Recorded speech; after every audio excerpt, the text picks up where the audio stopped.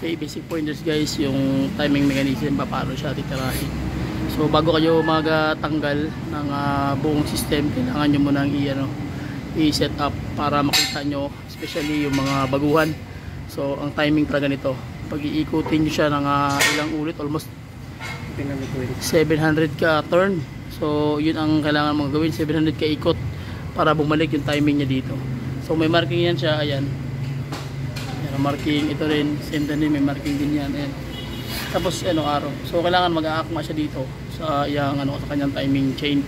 So dito naman, ito naman yung niya, yung marking. So kailangan sa pull siya dito.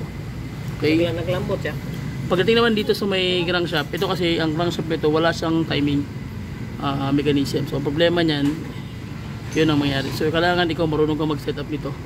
So bago mo tanggalin, kailangan nakatap yan doon sa piston sa loob. So ikaw na magagawa ng may marking para pag ginamit mo same pa rin ang sistema. Okay, ayan o, wala siyang marking, so gagawa ka ng marking. So itatap mo yan gamit mo yung kanyang sa injector nya. So lalagay ka ng dito, stick para matap mo yung yung kanyang mechanism. So yun yung mga basic orders.